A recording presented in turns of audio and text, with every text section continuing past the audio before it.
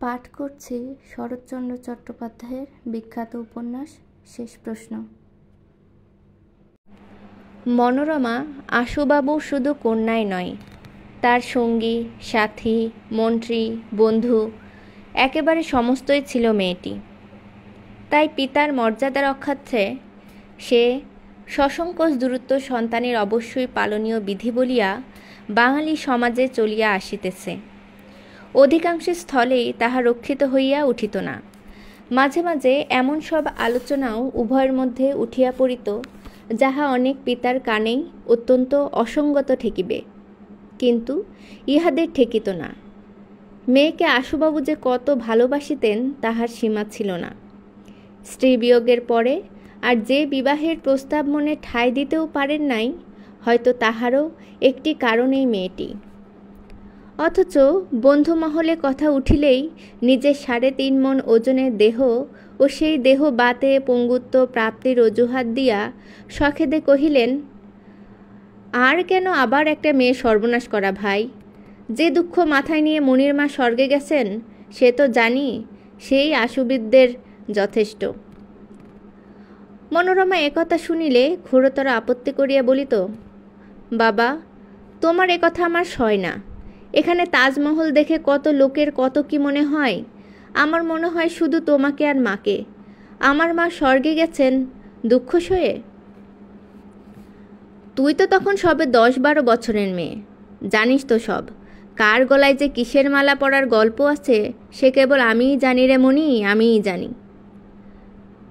বলিতে বলিতে তাহার 2 চক্ষু ছলছল করিয়া আসিত।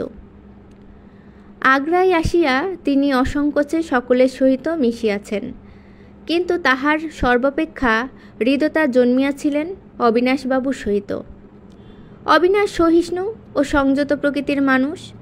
তাহার চিত্তের মধ্যে এমন একটি স্বাভাবিক শান্তি ও প্রসন্নতা ছিল যে সে সহজেই সকলের শ্রদ্ধা আকর্ষণ করিত। কিন্তু আশুবাবু মুগ্ধ হইয়াছিলেন আরও একটি কারণে। তাহারই মতো সেও দ্বিতীয় দ্বার পরিগ্রহ করে নাই এবং পত্নী প্রেমের নিদর্শন স্বরূপ গৃহের সর্বত্র মৃত স্ত্রীর ছবি রাখিয়াছিল। আশুবাবু তাহাকে বলিতেন, অবিনাশবাবু, লোকে আমাদের প্রশংসা করে, ভাবে আমাদের কি আত্মসংযম, যেন কত বড় কঠিন কাজই না আমরা করেছি। অথচ আমি ভাবি এ প্রশ্ন ওঠে কি করে? যারা দ্বিতীয়বার বিবাহ করে তারা পারে বলেই করে, তাদের দোষ দেইনি, ছোটও মনে করি নে। শুধু ভাবি আমি পারি নে। শুধু জানি মনির মায়ের জায়গায় আর একজনকে স্ত্রী বলে গ্রহণ করা আমার পক্ষে কেবল কঠিন নয়, অসম্ভবও। কিন্তু এই খবর কি তারা জানে? জানে না। এই না অবিনাশবাবু, নিজের মনটিকে জিজ্ঞাসা করে দেখুন দেখি ঠিক কথাটি বলছি কিনা। অবিনাশ হাসিত, বলিত, আমি কিন্তু জোটাতে পারিনি আশুবাবু। মাস্টারি করে খাই, সময়ও পাইনি, আর বয়সও হয়েছে, মেয়ে দেবে কে? আশুবাবু খুশি হইয়া কহিতেন, ঠিক তাই অবিনাশবাবু, ঠিক তাই। আমিও সকলকে বলে বেরিয়েছি, দেহের ওজন 3.5 মণ, বাতে পঙ্গু, কখনো চলতে হার্ট ফেল করে, তার ঠিকানা নেই, মেয়ে দেবে কে? কিন্তু জানি মেয়ে দেবার লোকের অভাব নেই, কেবল নেবার মানুষটাই মরেছে। মরেছে অবিনাশ, মরেছে আশুবুদ্ধি। এই বলিয়া সুউচ্চ হাসির শব্দে ঘরের দ্বার জানালা খড়খড়ি সার্সি পর্যন্ত কাঁপাইয়া তুলিলেন। প্রত্যহ বৈকালে ভ্রমণে বাহির হইয়া আশুবাবু অবিনাশের বাড়ির সম্মুখে নামিয়া পড়িতেন। বলিতেন, মণি, সন্ধ্যার সময় ঠান্ডা আবহাওয়াটা আর লাগাবো না মা, তুমি বরঞ্চ ফেরবার মুখে আমাকে তুলে নিও। ঠান্ডা কোথায় বাবা? হাওয়াটা যে আজ বেশ গরম ঠেকছে। সেও তো ভালো নয় মা, বুড়োদের স্বাস্থ্যের পক্ষে গরম বাতাসটা হানিকর। তুমি একটু ঘুরে এসো, আমরা 2 বুড়োতে মিলে ততক্ষণ 2টো কথা কই। মনোরমা হাসিয়া বলিত, কথা তোমরা 2টোর জায়গায় 200টা বলো, আমার আপত্তি নেই, কিন্তু তোমাদের কেউ এখনো বুড়ো হওনি, তা মনে করিয়ে দিয়ে যাচ্ছি। এই বলিয়া সে চলিয়া যাইত। বাতের জন্য যেদিন একটুও আশুবাবু পারিয়া উঠিতেন না, সেদিন অবিনাশকে যাইতে হইত।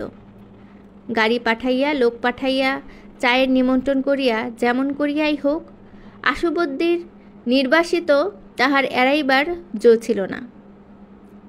উভয়ে একত্র হইলে অন্যান্য আলোচনার মধ্যে শিবনাথের কথাটাও প্রায় উঠিত। সেই যে তাহাকে বাটিতে নিমন্ত্রণ করিয়া আনিয়া সবাই মিলিয়া অপমান করিয়া বিদায় করা হইয়াছিল, ইহার বেদনা আশুবাবুর মন হইতে ঘুচে নাই। শিবনাথ পণ্ডিত, শিবনাথ গুণী, তাহার সর্বদেহ যৌবনে, স্বাস্থ্যে ও রূপে পরিপূর্ণ। এ সকল কি কিছুই নয়? তবে কিসের জন্য এত সম্পদ ভগবান তাহাকে 2 হাত ভরিয়া দান করিয়াছিলেন? সে কি মানুষের সমাজ হইতে তাহাকে দূর করিবার জন্য মাতাল হইয়াছে? তা কি হইয়াছে? মদ খায়া মাতাল তো এমন কত লোকই হয়। যৌবনে এই অপরাধ তিনি নিজেও তো করিয়াছেন, তাই বলিয়া কে তাহাকে ত্যাগ করিয়াছে? মানুষের ত্রুটি, মানুষের অপরাধ গ্রহণ করা অপেক্ষা মার্জনা করিবার দিকেই হৃদয়ের অত্যধিক প্রবণতা ছিল বলিয়াই তিনি নিজের সঙ্গে এবং অবিনাশের সঙ্গে এই বলিয়া প্রায়ই তর্ক করিতেন। প্রকাশ্যে তাহাকে আর বাটিতে নিমন্ত্রণ করিতে সাহস করিতেন না বটে, কিন্তু মন তাহার শিবনাথের সঙ্গে নিরন্তর কামনা করিয়া ফিরিত। কেবল একটা কথার তিনি কিছুতেই জবাব দিতে পারিতেন না। অবিনাশ যখন কহিত, এই যে পীড়িত স্ত্রীকে পরিত্যাগ করে অন্য স্ত্রীলোক গ্রহণ করা, এইটা কি? আশুবাবু লজ্জিত হইয়া করিতেন, তাই তো ভাবি শিবনাথের মতো লোক এ কাজ পারলে কি করে? কিন্তু কি জানেন অবিনাশবাবু, হয়তো ভিতরে কি একটা রহস্য আছে, হয়তো। কিন্তু সবাই কি সব কথা বলে সকলের কাছে? বলতে পারে না বলা উচিত? অবিনাশ কহিত, কিন্তু তার স্ত্রী যে নির্দোষ এ কথা তো সে তো নিজের মুখেই স্বীকার করেছে। আশুবাবু পরস্ত হইয়া ঘাড় নাড়িয়া বলিতেন, তা করেছে বটে। অবিনাশ বলিত, আর এই যে মৃত বন্ধুর বিধবাকে সমস্ত ফাঁকি দেওয়া, সমস্ত ব্যবসাটাকে নিজের বলে দখল করা, এটাই বা কি আশুবাবু? আশুবাবু লজ্জায় মরিয়া যাইতেন, যেন তিনি নিজের এ দুষ্কার্য করিয়া ফেলিয়াছেন। তাহার পরে অপরাধীর মতো ধীরে ধীরে বলিতেন, কিন্তু কি জানেন অবিনাশবাবু, হয়তো কি একটা রহস্য। আচ্ছা, আদালতই বা তাকে ডিক্রি দিলে কি করে? তারা কি কিছুই বিচার করে দেখেনি? অবিনাশ কহিত, ইংরেজের আদালতের কথা ছেড়ে দিন আশুবাবু, আপনি নিজেই তো জমিদার। এখানে সবলের বিরুদ্ধে দুর্বল কবে জয়ী হয়েছে আমাকে বলতে পারেন? আশুবাবু কহিতেন, না না, সে কথা ঠিক নয়, তবে আপনার কথাও যে অসত্য তাও বলতে পারি নে। কিন্তু কি জানেন?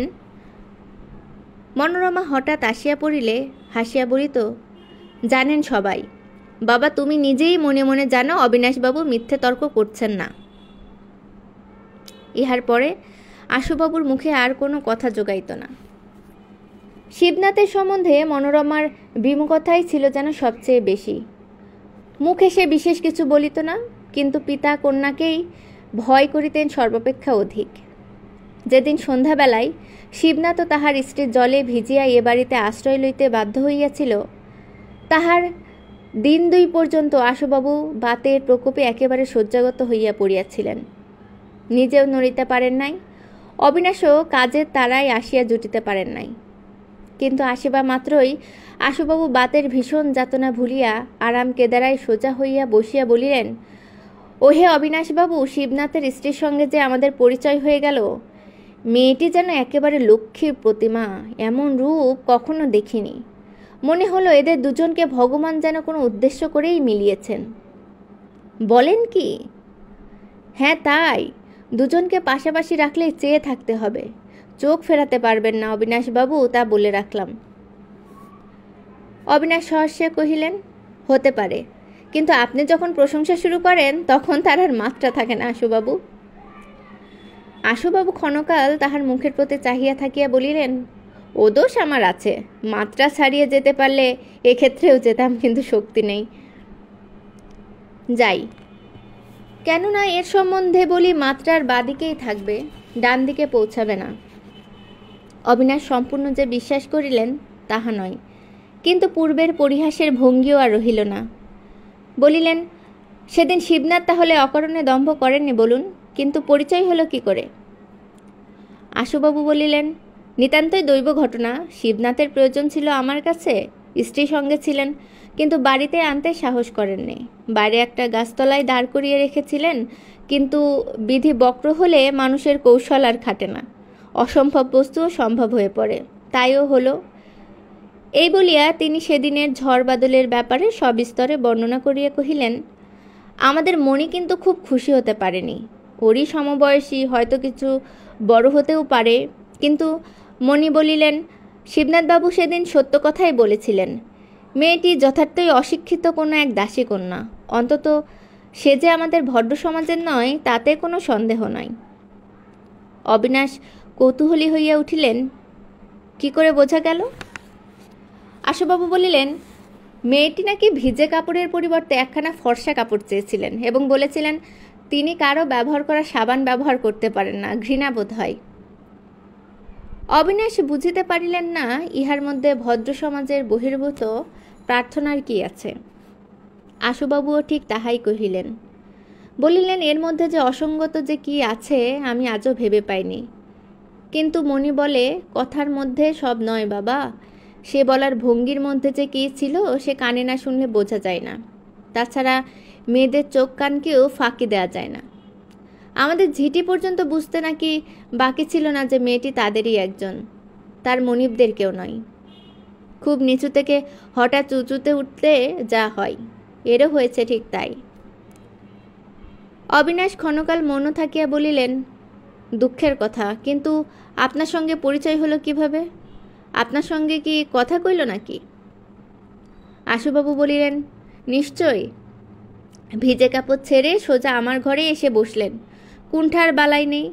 আমার স্বাস্থ্য কেমন, কি খাই, কি চিকিৎসা চলছে, জায়গাটা ভালো লাগছে কি না, প্রশ্ন করবার কি সহজ স্বচ্ছন্দ ভাব। বরঞ্চ শিবনাথই আড়ষ্ট হয়ে রইলেন, কিন্তু তার তো জড়তার চিহ্ন মাত্র দেখলাম না, না কথায় না আচরণে। অবিনাশ জিজ্ঞাসা করিলেন, মনোরমা তখন বুঝি ছিলেন না? না।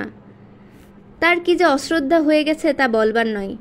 তারা চলে গেলে বললাম, মণি, ওদের বিদায় দিতেও তো একবার এলে না।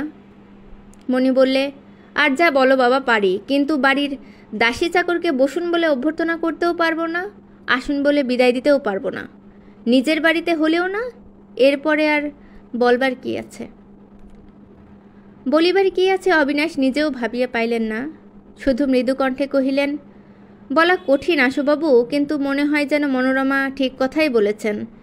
এইসব স্ত্রীলোকের সঙ্গে আমাদের ঘরের মেয়েদের আলাপ পরিচয় না থাকাই ভালো। আশুবাবু চুপ করিয়া রহিলেন। অবিনাশ বলিতে লাগিলেন, শিবনাথের সংকোচের কারণ বোধ করি এই। সে তো জানি সবই, তার ভয় ছিল পাছে কোনো বিশ্রী কদর্য বাক্য তার স্ত্রীর মুখ দিয়ে বের হয়ে যায়। আশুবাবু হাসিলেন, কহিলেন, হতেও পারে। অবিনাশ কহিলেন, নিশ্চয়ই এই।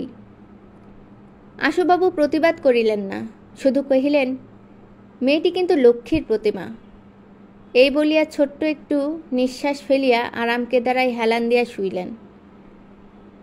কয়েক মুহূর্ত নীরবে থাকিয়া অবিনাশ কহিলেন, আমার কথায় কি আপনি ক্ষুণ্ণ হলেন? আশুবাবু উঠিয়া বসিয়া বলিলেন, না। তেমনি অর্ধসাহিত্যভাবেই থাকিয়া ধীরে ধীরে বলিলেন, ক্ষুণ্ণ নয় অবিনাশবাবু, কিন্তু কেমন একটা ব্যথার মতো লেগেছে। তাই তো আপনার সঙ্গে দেখা করবার জন্যই এমন ছটফট করছিলাম। কি মিষ্টি কথা মেয়েটির, শুধু রূপই নয়। অবিনাশ সহসে উত্তর দিলেন, কিন্তু আমি তো তার রূপও দেখিনি, কথাও শুনিনি আশুবাবু। আশুবাবু বলিলেন, কিন্তু সে সুযোগ যদি কখনো হয় তো তাদের ত্যাগ করার অবিচারটা আপনি বুঝবেন। আর কেউ না বুঝুক, আপনি নিশ্চয়ই বুঝতে পারবেন, এ আমি নিশ্চয়ই জানি। যাবার সময় মেয়েটি আমাকে বললে, আপনি আমার স্বামীর গান শুনতে ভালোবাসেন, কেন তাকে মাঝে মাঝে ডেকে পাঠান না? আমি যে কেউ আছি এ কথা নাই বা মনে করলেন? আমি তো আপনাদের মধ্যে আসবার দাবি করি নে। অবিনাশ কিছু আশ্চর্য হইয়া বলিলেন, এ তো খুব অশিক্ষিতের মতো কথা নয় অবিনাশবাবু। শুনলে মনে হয় তার নিজের সম্বন্ধে যে ব্যবস্থা আমরা করি, স্বামীটিকে সে ভদ্র সমাজে চালিয়ে দিতে চাই। আশুবাবু বলিলেন, বস্তুত তার কথা শুনে মনে হলো সে সব জানে। আমরা যে সেদিন তার স্বামীকে অপমান করে বিদায় করেছিলাম, এই ঘটনা শিবনাথ তার কাছে গোপন করেনি। খুব গোপন করে চলবার লোকও শিবনাথ নয়। অবিনাশ স্বীকার করিয়া কহিলেন, স্বভাবত সে তাই বটে, কিন্তু একটা জিনিস যে সে নিশ্চয়ই গোপন করেছে, এই মেয়েটি যেই হোক যে, একে তো সে সত্যই বিবাহ করেনি। আশুবাবু কহিলেন, শিবনাথ বলেন মেয়েটি তার স্ত্রী, মেয়েটির পরিচয় দিলেন তাকে স্বামী বলে। অবিনাশ কহিলেন, দিল পরিচয়, কিন্তু এ সত্য নয়, এর মধ্যে যে গভীর রহস্য আছে, অক্ষয়বাবু সন্ধান নিয়ে একদিন তা উদ্ঘাটিত করবেনই করবেন। আশুবাবু বলিলেন, তাতে আমারও সন্দেহ নেই, কারণ অক্ষয়বাবু শক্তিমান পুরুষ, কিন্তু এদের পরস্পরের স্বীকারোক্তির মধ্যে সত্য নেই, সত্য আছে যে রহস্য গোপনে আছে, তাকে বিশ্বের সম্মুখে অনাবৃত করাই। অবিনাশবাবু, আপনি তো অক্ষয় নন, এ তো আপনার কাছে আমি প্রত্যাশা করি নে। অবিনাশবাবু লজ্জা পাইয়া বলিলেন, কিন্তু সমাজ তো আছে, তার কল্যাণের জন্যে তো। কিন্তু বক্তব্য তাহার শেষ হইতে পাইল না। পাশের দরজা ঠেলিয়া মনোরমা প্রবেশ করিল। অবিনাশকে নমস্কার করিয়া কহিল, বাবা, আমি বেড়াতে যাচ্ছি, তুমি বোধ হয় বার হতে পারবে না। না মা, তুমি যাও। অবিনাশ উঠিয়া দাঁড়াইলেন, কহিলেন, আমারও কাজ আছে, বাজারের কাছে একবার নামিয়ে দিতে পারবে না মনোরমা? নিশ্চয়ই পারব, চলুন। যাইবার সময় অবিনাশ বলিয়া গেলেন যে অত্যন্ত বিশেষ প্রয়োজনে তাহাকে কালই দিল্লি যাইতে হইবে এবং বোধহয় 1 সপ্তাহের পূর্বে আর ফিরিতে পারিবেন না। দিন 10 পরে অবিনাশ দিল্লি হইতে ফিরিয়া আসিলেন। তাহার বছর 10 ছেলে জগৎ আসিয়া হাতে একখানি ছোট পত্র দিল, মাত্র একটি ছোট্ট লেখা, বৈকালে নিশ্চয় আসিবেন, আশুবদ্দি। জগতের বিধবা মাসি দ্বারের পর্দা সরাইয়া ফুটন্ত গোলাপের ন্যায় মুখখানি বাহির করিয়া কহিল, আশুবদ্দি কি রাস্তায় চোখ পেতে বসেছিল নাকি? আসতে না আসতেই জরুরি তলব পাঠিয়েছেন, যেতেই হবে। অবিনাশ কহিল, বোধ হয় কোনো বিশেষ প্রয়োজন আছে। প্রয়োজন না ছাই, তারা কি মুখুজ্জেমশাইকে গিলে খেতে চায় নাকি? অবিনাশ তাহার ছোট শালীকে আদর করিয়া কহিল, ছোট গিন্নি, কখনো বা তাহার নাম নীলিমা বলিয়া ডাকিতেন। হাসিয়া বলিলেন, ছোট গিন্নি, অমৃত ফল অনাদরে গাছতলায় পড়ে থাকতে দেখলে বাইরের লোকের একটু লোভ হয় বই কি। নীলিমা হাসিল, কহিল, তাহলে সেটা যে মাকাল ফল, অমৃত ফল নয়, তাদের জানিয়ে দেওয়া দরকার। অবিনাশ বলিলেন, দিও, কিন্তু তারা বিশ্বাস করবে না, লোভ আরও বেড়ে যাবে, হাত বাড়াতে ছাড়বে না। নীলিমা বলিল, তাতে লাভ হবে না মুখুজ্জেমশাই, নাগালের বাইরে এবার শক্ত করে বেড়া বাঁধিয়ে রাখব। এই বলিয়া সে হাসি চাপিয়া পর্দার আড়ালে অন্তর্হিত হইয়া গেল। অবিনাশ আশুবাবুর গৃহে আসিয়া যখন পৌঁছিলেন, তখনও বেলা আছে। গৃহস্বামী অত্যন্ত সমাদরে তাহাকে গ্রহণ করিয়া কৃত্রিম ক্রোধ ভরে কহিলেন, আপনি অধার্মিক, বিদেশে বন্ধুকে ফেলে রেখে 10 দিন অনুপস্থিত, ইতিমধ্যে অধীনে 10 সমুপস্থিত। অবিনাশ চমকিয়া কহিলেন, একেবারে 10টা দশা?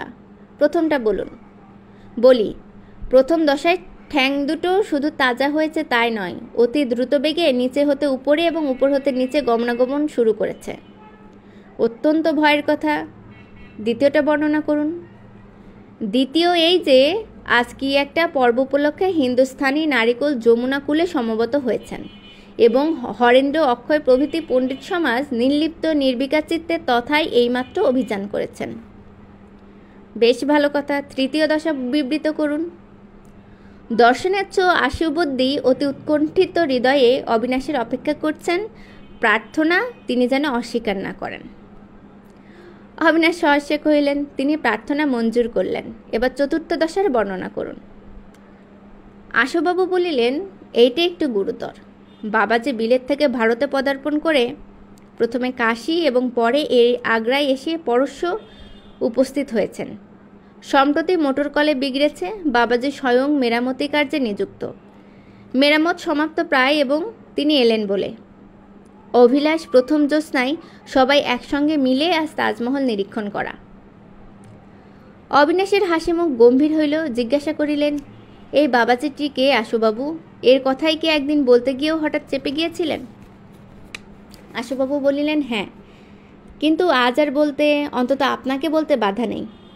অজিত কুমার আমার ভাবি জামাই, মনির বর। এই দুজনের ভালোবাসা পৃথিবীর একটা অপূর্ব বস্তু, ছেলেটি রত্ন। অবিনাশ স্থির হইয়া শুনিতে লাগিলেন। আশুবাবু পুনশ্চ কহিলেন, আমরা ব্রাহ্ম সমাজের নই, হিন্দু। সমস্ত ক্রিয়াকর্ম হিন্দু মতেই হয়। যথাসময়ে অর্থাৎ বছর 4 পূর্বে এদের বিবাহ হয়ে যাওয়ার কথা ছিল, হতেও তাই, কিন্তু হলো না। যেমন করে এদের পরিচয় ঘটে সেও এক বিচিত্র ব্যাপার। বিধিলিপি বললেও অত্যুক্তি হয় না, কিন্তু সে কথা এখন থাক। অবিনাশ তেমনি স্তব্ধ হইয়া রহিলেন। আশুবাবু বলিলেন, মনির গায়ে হলুদ হয়ে গেল। রাত্রির গাড়িতে কাশি থেকে ছোট খুড়া এসে উপস্থিত হলেন। বাবার মৃত্যুর পরেই তিনি বাড়ির কর্তা। ছেলেপুলে নেই। খুড়িমাকে নিয়ে বহুদিন যাবৎ কাশিবাসী। জ্যোতিষী অখণ্ড বিশ্বাস এসে বললেন, এ বিবাহ এখন হতেই পারে না। তিনি নিজে এবং অন্যান্য পণ্ডিতকে দিয়ে নির্ভুল গণনা করিয়া দেখেছেন যে এখন বিবাহ হলে 3 বছর 3 মাসের মধ্যেই মণি বিধবা হবে। একটা হুলস্থুল কাণ্ড পড়ে গেল। সমস্ত উদ্যোগ আয়োজন লণ্ডভণ্ড হবার উপক্রম হলো। কিন্তু খুড়োকে আমি চিনতাম, বুঝলাম এর আর নড়চড় নেই। অজিত নিজেও মস্ত বড় লোকের ছেলে, তারও এক বিধবা খুড়ি ছাড়া সংসারে কেউ ছিল না। তিনি ভয়ানক রাগ করলেন। অজিত দুঃখে অভিমানে ইঞ্জিনিয়ারিং পড়ার নাম করে বিলেত চলে গেল। সবাই জানলে এ বিবাহ চিরকালের মতোই ভেঙে গেল। অবিনাশ নিরুদ্ধ নিঃশ্বাস মোচন করিয়া জিজ্ঞাসা করিলেন, তারপরে? আশুবাবু বলিলেন, সবাই হতাশ হলাম, হলো না শুধু মণি নিজে। আমাকে এসে বললে, বাবা, এমন কি ভয়ানক কাণ্ড ঘটেছে যার জন্য তুমি আহার নিদ্রা ত্যাগ করলে? 3 বছর এমন কি বেশি সময়? তার যে কি ব্যথা লেগেছিল সে তো জানি। বললাম, মা, তোর কথাই যেন সার্থক হয়, কিন্তু এসব ব্যাপারে 3 বছর কেন, 3টে দিনের বাধাও যে মারাত্মক। মণি হেসে বললে, তোমার ভয় নেই বাবা, আমি তাকে চিনি। অজিত চিরদিনই একটু সাত্ত্বিক প্রকৃতির মানুষ। ভগবানে তার অচল বিশ্বাস। যাবার সময় মণিকে ছোট একখানি চিঠি লিখে গেল। এই 4 বছরের মধ্যে আর কোনোদিন সে দ্বিতীয় পত্র লেখেনি। না লিখুক, কিন্তু মনে মনে মণি সমস্তই জানত। এবং তখন থেকে সেই যে ব্রহ্মচারিণী জীবন গ্রহণ করলে, একটা দিনের জন্য তা থেকে সে ভ্রষ্ট হয়নি। অথচ বাইরে থেকে কিছু বোঝবার জো নেই অবিনাশবাবু। অবিনাশ শ্রদ্ধায় বিগলিত চিত্তে কহিলেন, বাস্তবিকই বোঝবার জো নেই, কিন্তু আমি আশীর্বাদ করি ওরা জীবনে যেন সুখী হয়। আশুবাবু কন্যার হইয়াই যেন মাথা অবনত করিলেন, কহিলেন, ব্রাহ্মণের আশীর্বাদ নিষ্ফল হবে না। অজিত সর্বাগ্যেই খুড়োমশাইয়ের কাছে গিয়েছিলেন, তিনি অনুমতি দিয়েছেন, না হলে এখানে বোধ করি সে আসতো না। অতঃপর উভয়েই ক্ষণকাল নিঃশব্দে থাকিয়া আশুবাবু বলিতে লাগিলেন, অজিত বিলেত চলে গেল। বছর 2 পর্যন্ত তার কোনো সংবাদ না পেয়ে আমি ভিতর ভিতর পাত্রের সন্ধান যে করিনি তা নয়। কিন্তু মণি হঠাৎ জানতে পেরে আমাকে নিষেধ করে দিয়ে বললে, বাবা, এই চেষ্টা তুমি করো না।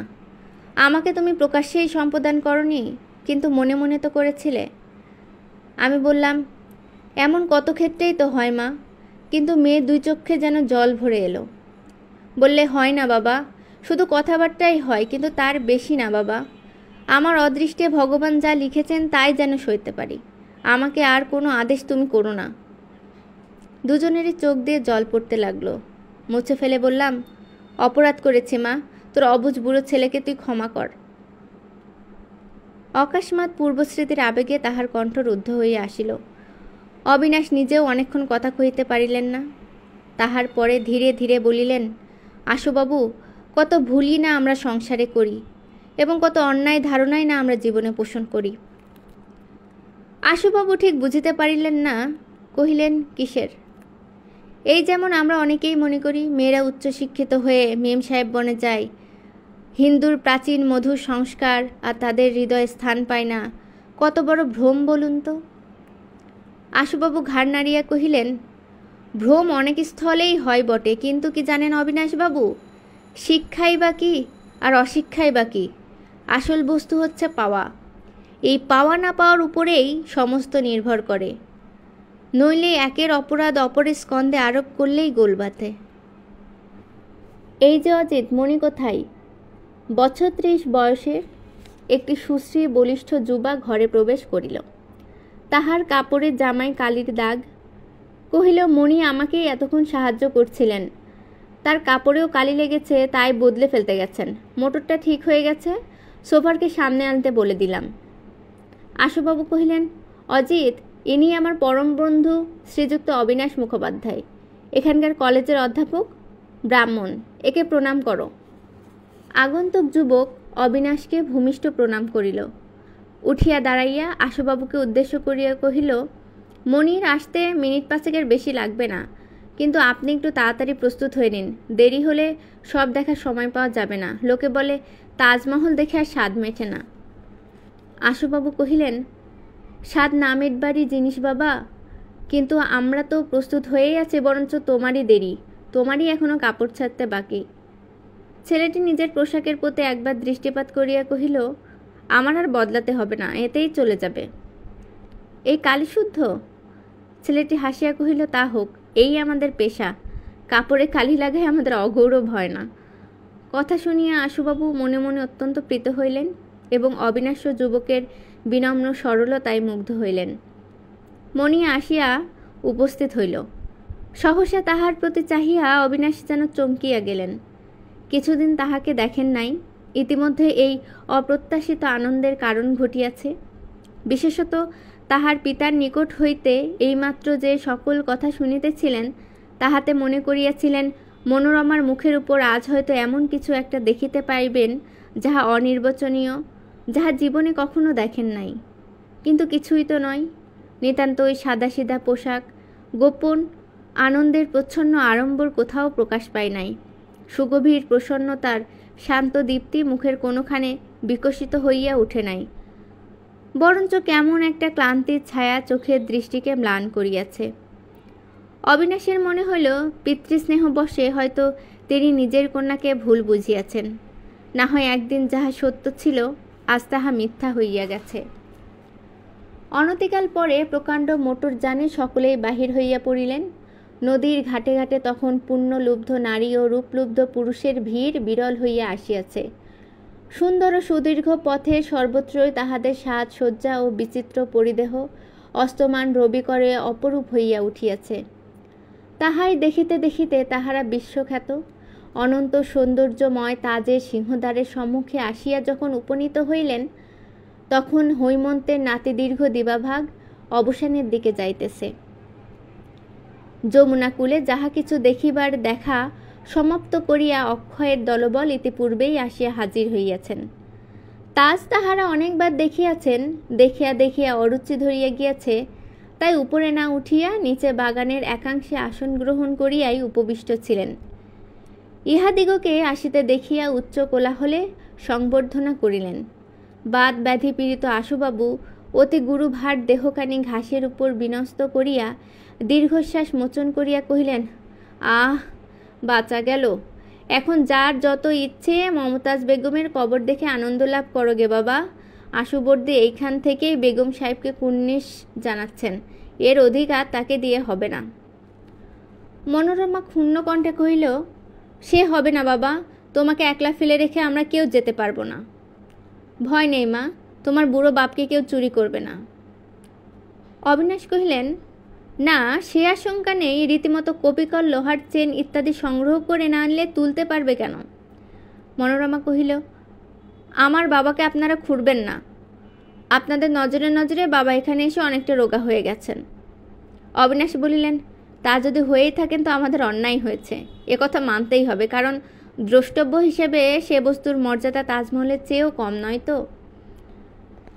সকলেই হাসিয়া উঠিলেন। মনোরমা বলিলেন, সে হবে না বাবা, তোমাকে সঙ্গে যেতেই হবে। তোমার চোখ দিয়ে না দেখতে পেলে এর অর্ধেক সৌন্দর্যই ঢাকা পড়ে থাকবে।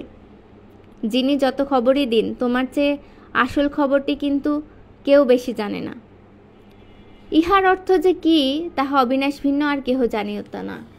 তিনিও এই অনুরোধেই করিতে যাইতেছিলেন।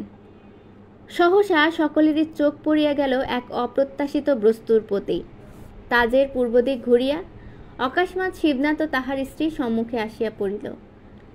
শিবনাথ না দেখার ভান করিয়া আর একদিকে সরিয়া যাইবার উপক্রম করিতেই তাহার স্ত্রী তাহার দৃষ্টি আকর্ষণ করিয়া খুশি হইয়া বলিয়া উঠিল, আশুবাবু ও তার মেয়ে এসেছেন যে। আশুবাবু উচ্চকণ্ঠে আহ্বান করিয়া কহিলেন, আপনারা কখন এলেন শিবনাথ বাবু? এদিকে আসুন। সস্ত্রীক শিবনাথ কাছে আসিয়া দাঁড়াইল। আশুবাবু তাহার পরিচয় দিয়া কহিলেন, ইনি শিবনাথের স্ত্রী। আপনার নামটি কিন্তু এখনও জানি নে। মেয়েটি কহিল, আমার নাম কমল, কিন্তু আমাকে আপনি বলবেন না আশুবাবু। আশুবাবু কহিলেন, বলা উচিত নয় কমল, এরা আমার বন্ধু, তোমার স্বামীরও পরিচিত, বসো। কমল অজিতকে ইঙ্গিতে দেখাইয়া বলিল, কিন্তু এর পরিচয় তো দিলেন না। আশুবাবু বললেন, ক্রমশ দেব বই কি,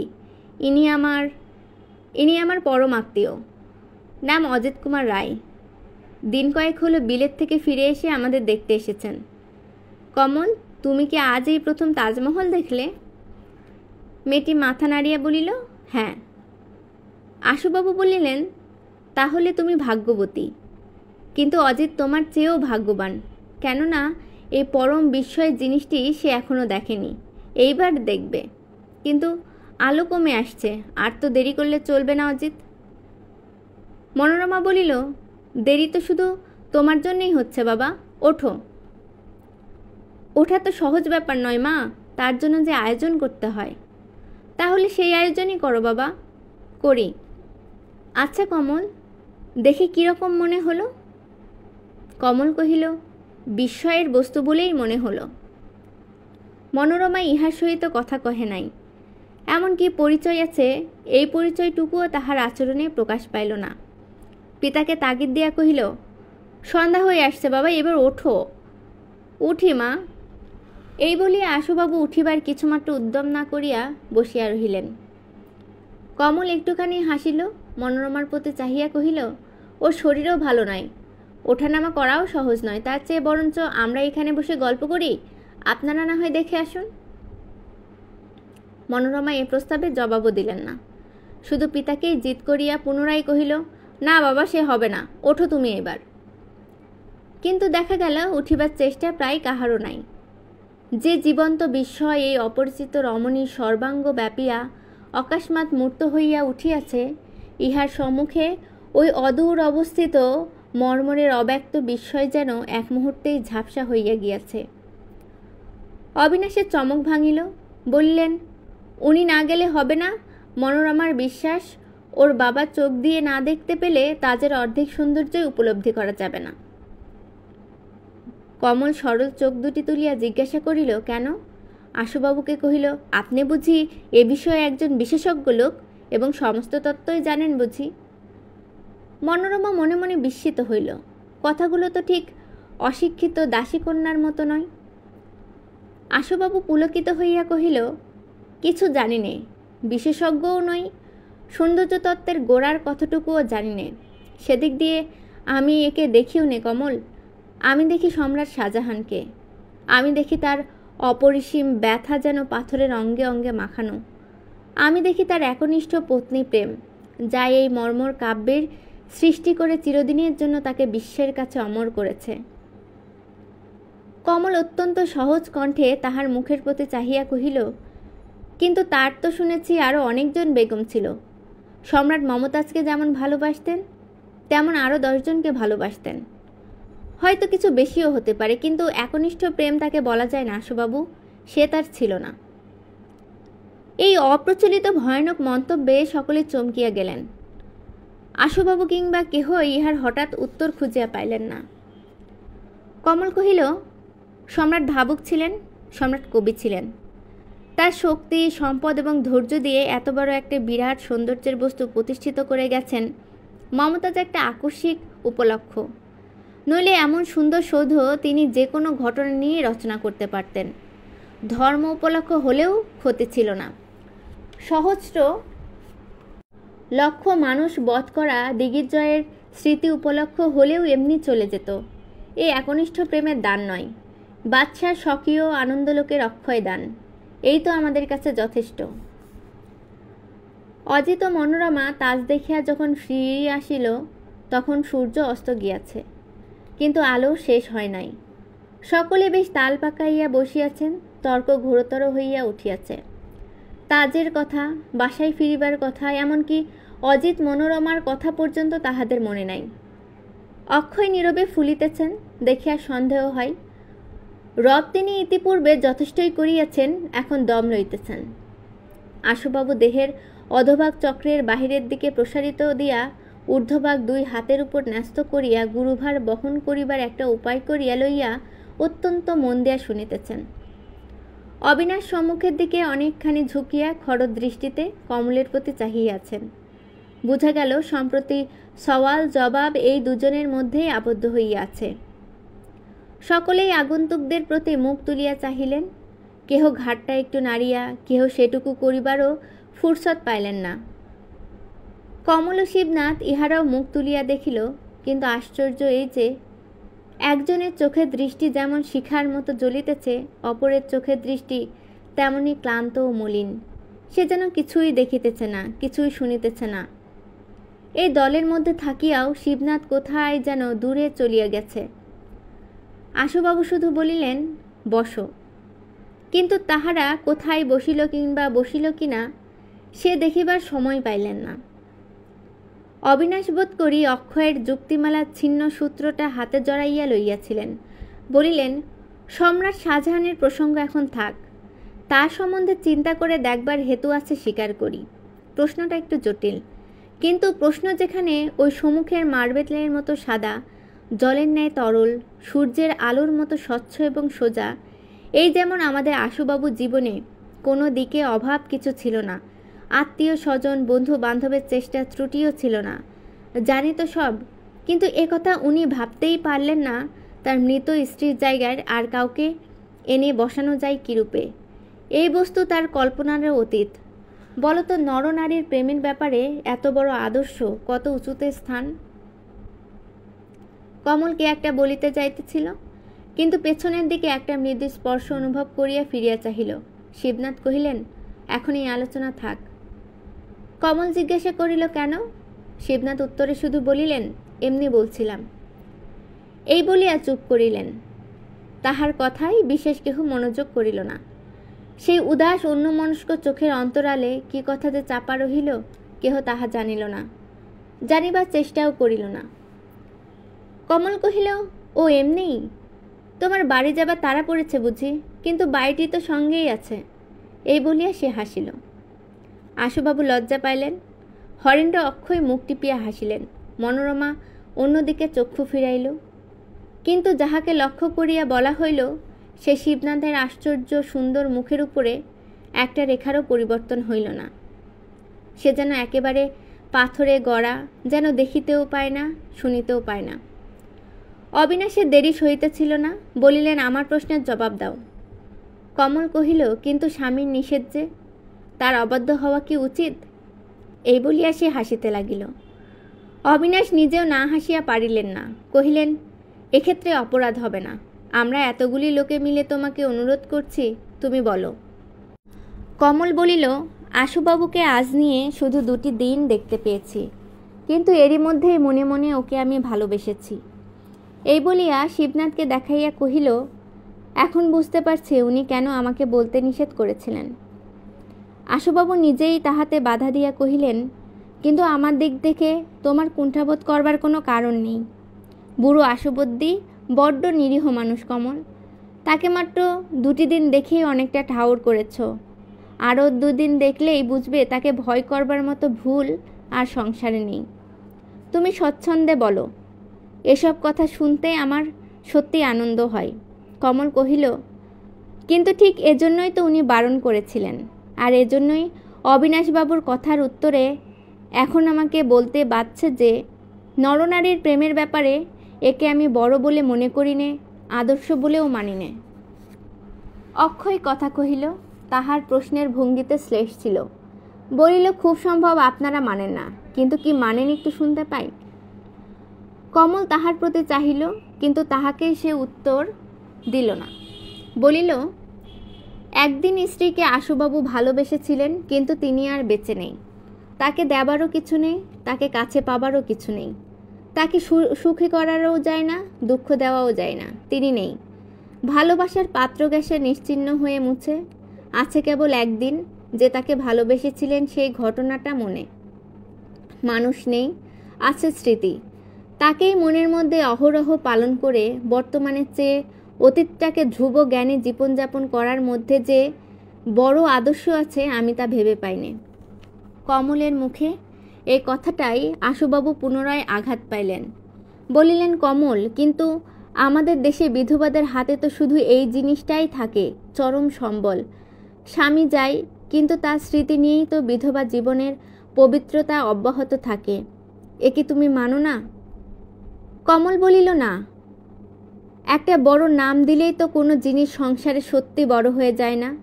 বরঞ্চ বলুন, এইভাবে এদেশের বৈধব্য জীবন কাটানোর বিধি বলুন।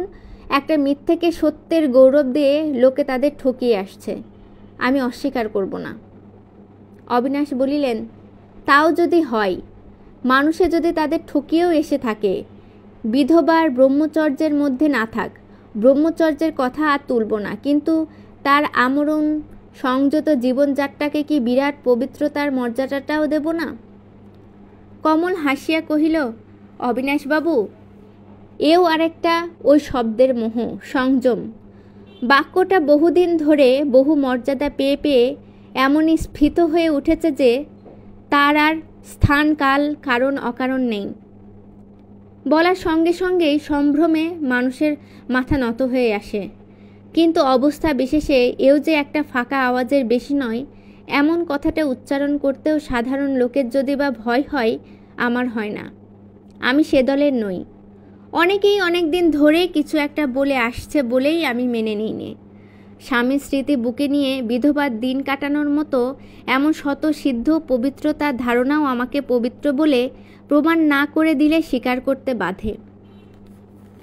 অবিনাশ উত্তর খুঁজিয়া না পাইয়া ক্ষণকাল বিমূঢ়ের মতো চাহিয়া থাকিয়া কহিলেন, তুমি বলো কি?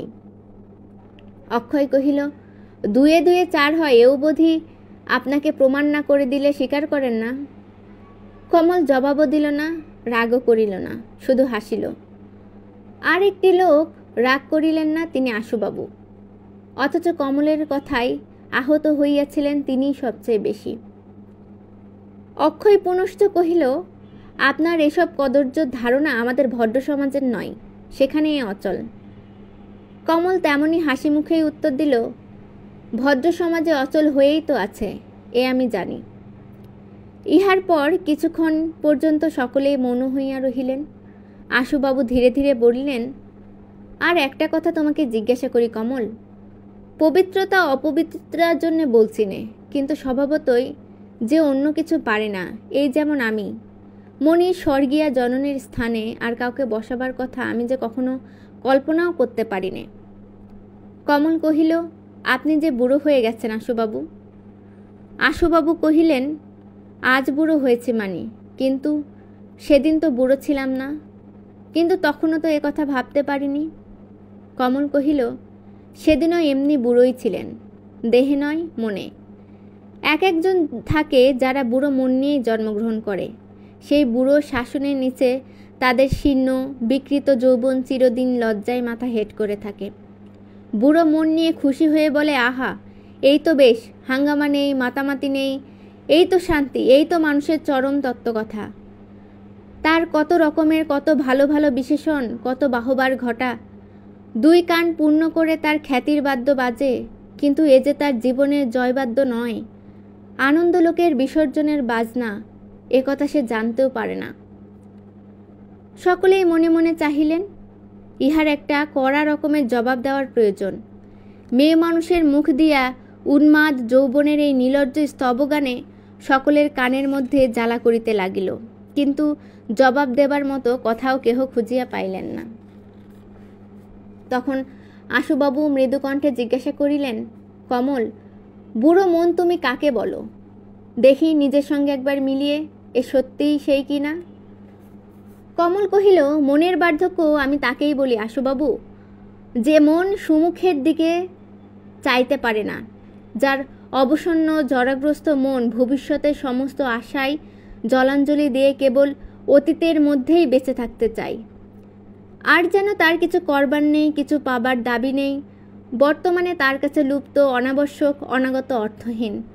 অতীতই তার সর্বস্ব, তার আনন্দ, তার বেদনা, সেই তার মূলধন। তাকে ভাঙিয়ে খেয়ে সে জীবনের বাকি দিন কটা টিকে থাকতে চাই। দেখুন তো আশুবাবু, নিজের সঙ্গে একবার মিলিয়ে। আশুবাবু হাসিলেন, বলিলেন, সময় মতো একবার দেখব বই কি। অজিত কুমার এতক্ষণের এত কথার মধ্যেও একটা কথাও বলেন নাই, শুধু নিষ্পলক চক্ষে কমলের মুখের প্রতি চাহিয়াছিল। সহসা কি যে তাহার হইল, সে আপনাকে আর সামলাইতে পারিল না, বলিয়া উঠিল, আমার একটা প্রশ্ন, দেখুন মিসেস। কমল সোজা তাহার দিকে চাহিয়া বলিলেন, মিসেস কিসের জন্য? আমাকে আপনি কমল বলেই ডাকুন না। অজিত লজ্জায় রাঙা হইয়া উঠিল, না না, সে কি, সে কেমন ধারা যেন। কমল কহিল, কিছুই কেমন ধারা নয়, বাপ মা আমার নাম রেখেছিলেন আমাকে ডাকবার জন্যই তো, ওতে আমি রাগ করিনি। অকস্মাৎ মনোরমার মুখের দিকে চাহিয়া কহিলেন, আপনার নাম মনোরমা, তাই বলে যদি আমি ডাকি আপনি রাগ করেন নাকি? মনোরমা মাথা নাড়িয়া বলিলেন, হ্যাঁ, রাগ করি। এই উত্তর তাহার কাছে কেহই প্রত্যাশা করে নাই। আশুবাবু তো কুণ্ঠায় ম্লান হইয়া পড়িলেন। শুধু কুণ্ঠিত হইল না কমল নিজে, কহিল, নাম তো আর কিছুই নয়, কেবল একটা শব্দ, যা দিয়ে বোঝা যায় বহুর মধ্যে একজন আর একজনকে আহ্বান করছে। তবে অনেক লোকের অভ্যাসে বাধে, একথাও সত্যি। তারা এই শব্দটাকে নানা রূপে অলঙ্কৃত করে শুনতে চায়। দেখেন না, রাজারা তাদের নামের আগে পিছে কতগুলো নিরর্থক বাক্য দিয়ে কতকগুলো শ্রী জুড়ে তবেই অপরকে উচ্চারণ করতে দেয়, নইলে তাদের মর্যাদা নষ্ট হয়। এই বলিয়া সে হঠাৎ হাসিয়া শিবনাথকে দেখাইয়া কহিল, যেমন ইনি কখনো কমল বলতে পারেন না, বলেন শিবানী। অজিতবাবু, আপনি বরঞ্চ আমাকে মিসেস শিবনাথ না বলে শিবানী বলেই ডাকুন, কথাও ছোট, বুঝবেই সবাই, অন্তত আমি তো বুঝবই। কিন্তু কি যে হইল, এমন সুস্পষ্ট আদেশ লাভ করিয়াও অজিত কথা কহিতে পারিল না। প্রশ্ন তাহার মুখে বাঁধিয়াই রহিল। তখন বেলা শেষ হইয়া অঘ্রাণের বাষ্পাচ্ছন্ন আকাশে অস্বচ্ছ জ্যোৎস্না দেখা দিয়েছে। সেই দিকে পিতার দৃষ্টি আকর্ষণ করিয়া মনোরমা বলিল, বাবা, হিম পড়তে শুরু করেছে, আর না, এবার ওঠো। আশুবাবু বলিলেন, এই যে উঠি মা। অবিনাশ বলিলেন, শিবানী নামটি বেশ, শিবনাথ গুণী লোক, তাই নামটিও দিয়েছেন মিষ্টি, নিজের নামের সঙ্গে মিলিয়েছেনও বেশ।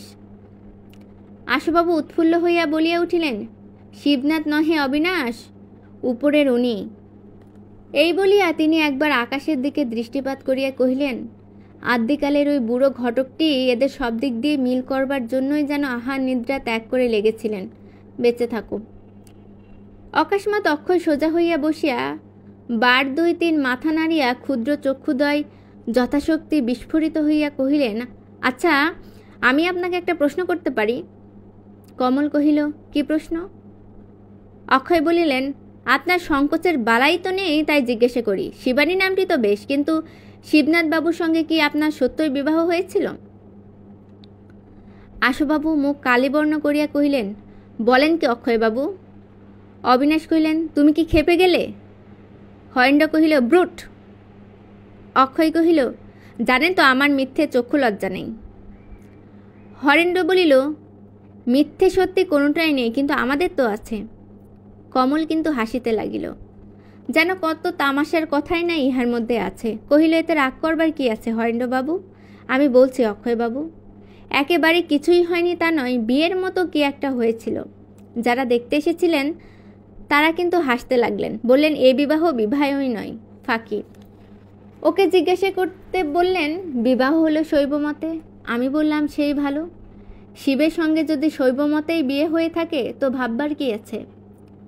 অবিনাশ শুনিয়া দুঃখিত হইলেন, বলিলেন, কিন্তু শৈব বিবাহ তো এখন আর আমাদের সমাজে চলে না কি না, তাই কোনোদিন যদি উনি হয়নি বলে উড়িয়ে দিতে চান তো সত্যি বলে প্রমাণ করবার তোমার কিছুই নেই কমল। কমল শিবনাথের প্রতি চাহিয়া কইল, হাগা, করবে নাকি তুমি এরকম কোনো দিন? শিবনাথ কোনো উত্তর দিল না, তেমনি উদার গম্ভীর মুখে বসিয়া রহিল।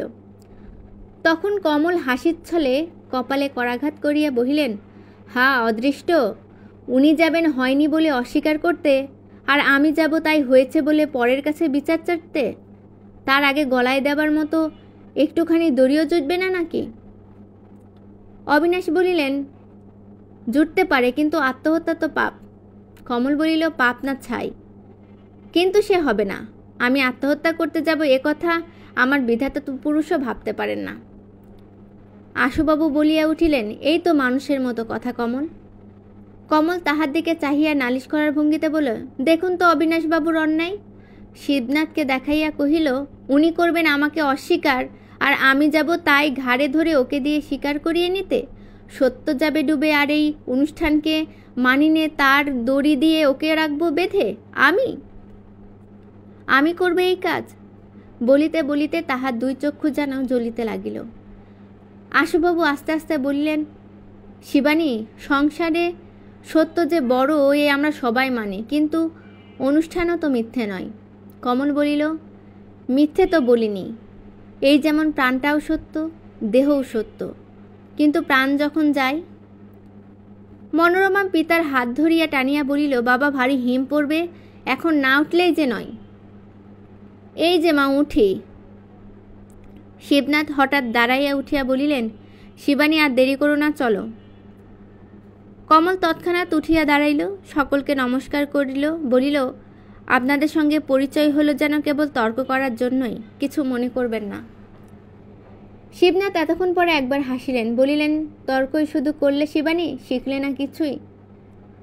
কমল বিস্ময়ের কণ্ঠে বলিল, না, কিন্তু শেখবার কোথায় কী ছিল আমার মনে পড়ছে না তো। শিবনাথ কহিলেন, পড়বার কথাও নয়, সে এমনি আড়ালেই রইল। পারো যদি আশুবাবুর জরাগ্রস্ত বুড়ো মনটাকে একটু শ্রদ্ধা করতে শিখো, তার বড় আর শেখবার কিছু নেই। কমল সবিস্ময়ে কহিল, এ তুমি বলছো কি আজ? শিবনাথ জবাব দিল না, পুনরায় সকলকে নমস্কার করিয়া বলিল, চলো। আশুবাবু দীর্ঘশ্বাস ফেলিয়া শুধু বলিলেন, আশ্চর্য। আজ এই পর্যন্তই। পরবর্তী পাঠগুলো শোনার জন্য আমার সাথেই থাকুন। ধন্যবাদ সবাইকে।